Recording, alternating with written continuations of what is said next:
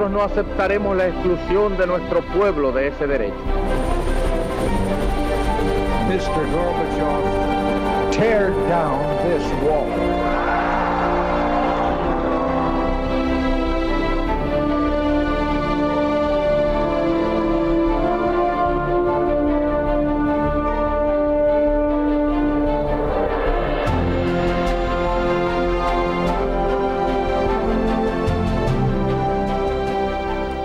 Buenas noches, señoras, caballeros, bienvenidos a Tiempos Modernos. La siniestra maquinaria del comunismo soviético, la siniestra maquinaria del estalinismo tuvo en España muchos ecos, pero uno particularmente decantado: las matanzas de Paracuellos, ejecutadas al más puro estilo soviético, que abrieron una forma de matar en masa. Fue así. La mayor matanza de la Guerra Civil fue la del Paracuellos del Jarama, cerca de Madrid, en noviembre de 1936, perpetrada por milicianos del Frente Popular al más puro estilo soviético. En aquel momento, el gobierno del Frente Popular, ante la cercanía de las tropas de Franco, había abandonado Madrid. En la capital mandaba ahora una junta de defensa dirigida por el general Miaja como jefe militar, pero por debajo de ese mando, las Juventudes Socialistas Unificadas se habían hecho con el control político de la seguridad y el orden público.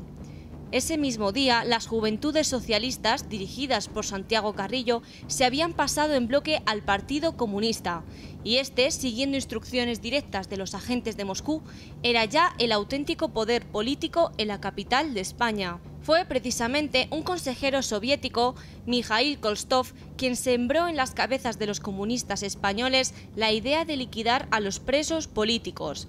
Si los nacionales tomaban Madrid, arguyó, en las cárceles iban a encontrar militares, abogados, médicos, escritores y funcionarios que de inmediato formarían la élite de la España de Franco. Había que eliminarlos. ¿Y cómo saber quién era quién en la abundante población reclusa de aquel Madrid? Era fácil. El ministro de la Gobernación, Galarza, antes de fugarse, había dejado en las cárceles los ficheros con todas las identidades de los presos. Los milicianos, excitados por la idea, pusieron manos a la siniestra obra. Desde la madrugada del 6 de noviembre, los presos políticos derechistas empezaron a ser sacados de las cárceles de Madrid y trasladados por la fuerza en autobuses y camiones.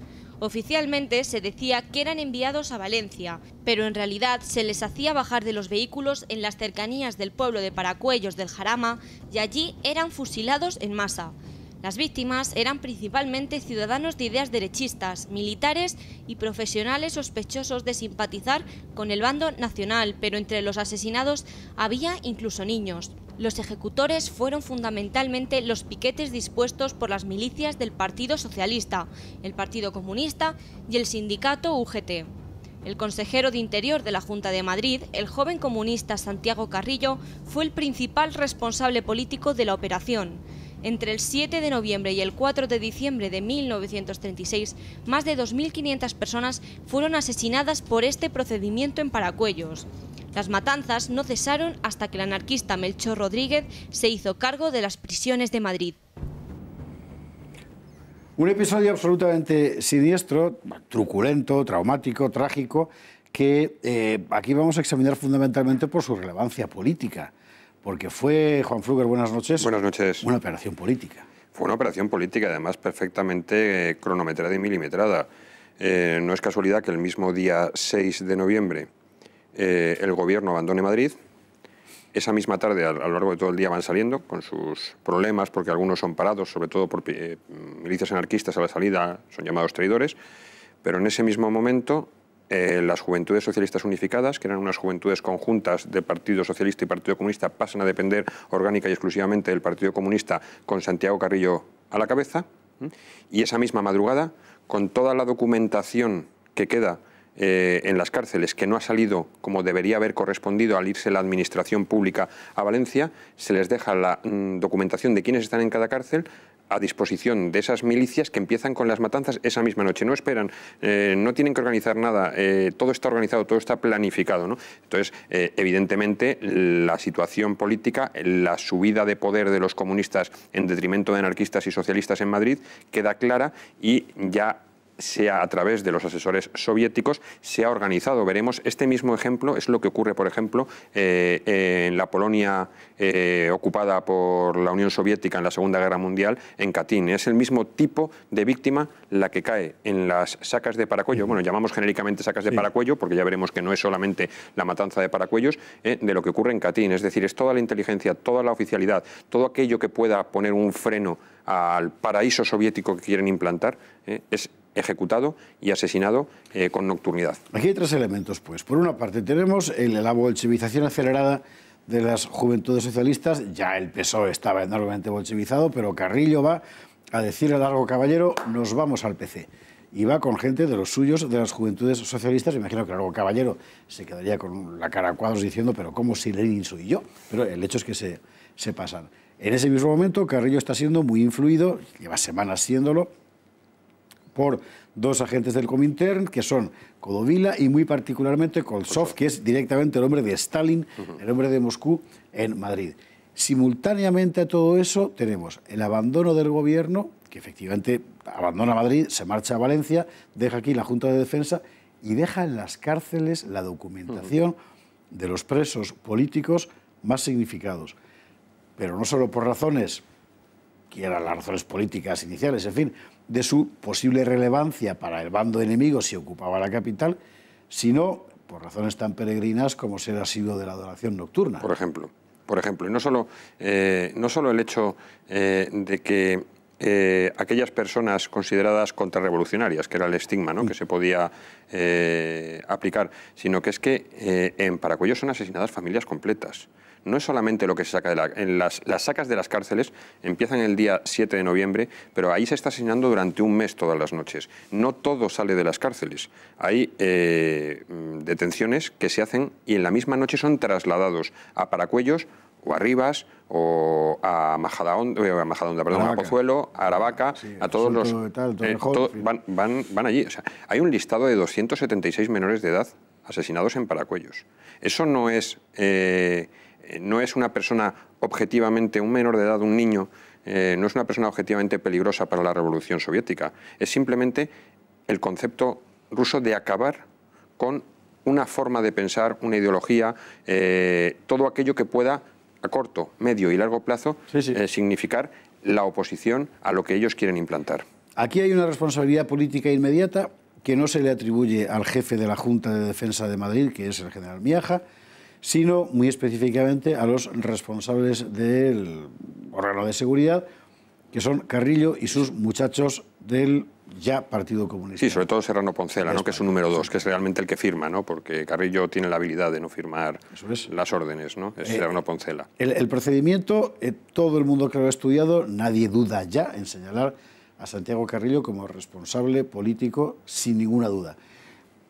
Algunos plantean que él simplemente ejecutó una idea ajena, pero la ejecutó, y otros le añaden algo más. Sí, ahí hay dos cuestiones, ¿no?, diferentes. Por un lado, es indiscutible que el máximo responsable de lo que está ocurriendo en todos esos municipios de alrededor de Madrid donde se está asesinando a marchas forzadas y con un plan preestablecido es Santiago Carrillo.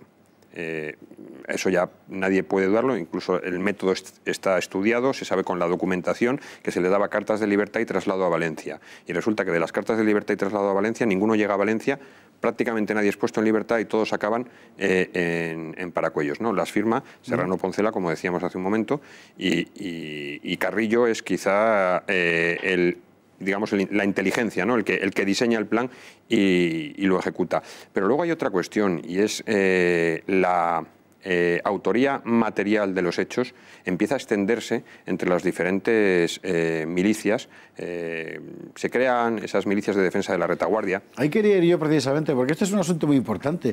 O sea, hay mucha gente a la que se mata al mismo tiempo en Paracuellos. No todos los cadáveres que aparecen allí, luego hablaremos de ellos si nos da tiempo, pero muchos cientos y hasta miles. A lo largo de, en principio, una semana, que es el grueso de las matanzas. Hace falta mucha gente para matar a tanta gente. Hace falta, y una organización muy clara. Claro, y gente que está más allá del ámbito concreto de los milicianos que tenía a mano el PC en aquel momento y organizados.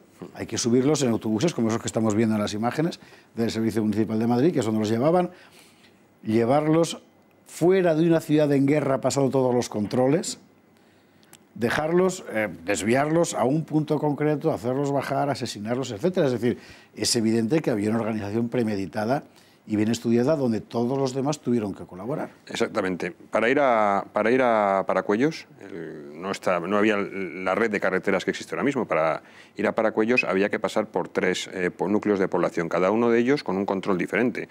Eso lo cuenta varios de los autores, ¿no? Lo cuenta, por ejemplo, uno que no es sospechoso de ser contrario a las ideas más progresistas, ¿no?, como es Ian Gibson, y cuenta cómo hay 3 controles diferentes, 2 de ellos en manos de las juventudes socialistas unificadas ya, volcadas al comunismo, y otro de los anarquistas. Si no hay una coordinación, el control anarquista no hubiera pasado, y menos con esa guerra o esa pugna interna que había, ¿no? El control del municipio de Algete, que es el último que se pasa antes de llegar a Paracuellos y que es en la entrada a la carretera de Algete, está a 18 kilómetros, estaba establecido en un cruce de caminos a 18 kilómetros de Algete, ese está en manos de los anarquistas, tienen que pasar por ahí, no hay otra forma de pasar. Y ahí además ese tramo de carretera antigua queda y es una senda entre árboles que es verdaderamente, yo la he visitado por noche, es espeluznante, ¿no? Yo me imagino las decenas de personas en esos autobuses a oscuras y pasando entre las filas de árboles, debía ser atados normalmente de dos en dos muchos de ellos con alambre en lugar, que hay muchas de las exhumaciones que están en alambre. Entonces esa organización está claro, hay una coordinación y además colaboran muchos servicios públicos. Los autobuses tienen que ser cedidos. Claro. Los conductores, no todos los milicianos pueden conducir esos autobuses. Los autobuses iban en caravanas de 4 y de 5. Estamos hablando de autobuses de 2 plazas con capacidad cada uno de ellos para 50 o 60 personas. O sea, se sabía que iba a ser una gran matanza cuando se organizó. Una última cuestión, que nos queda un minuto nada más, pero hay que aclarar. Las cifras, que siempre son tan complejas aquí. Hay que tener en cuenta que en Paracuellos se entierra gente asesinada en el mismo momento en otros lugares de Madrid y gente asesinada más tarde en otros lugares de Madrid y de fuera de Madrid, aunque sobre todo de Madrid. Razón por la cual en las fosas hay muchos más cadáveres de los que allí fueron ejecutados, no obstante lo cual allí fueron ejecutados un mínimo de 2.500. Sí, entre 2.500 y 3.500, según un mínimo de 2.500 desde luego, podrían llegar hasta 3.500. Lo que ocurre es que es verdad que en las 7 grandes fosas que se habilitaron pudo haber había una capacidad por cubicaje de algo más de 10.000 personas.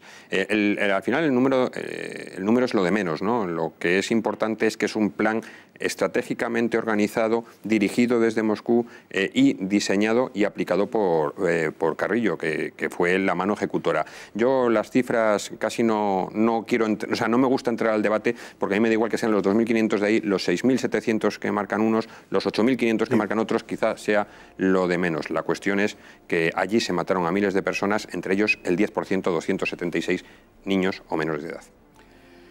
Y esto hay que contarlo porque pasó. Y porque demasiada gente prefiere olvidarlo, ocultarlo, ignorarlo o aún peor, justificarlo. Juan Fluker, muchísimas gracias. Gracias a ti. Y a ustedes, como siempre, muchas gracias y buenas noches.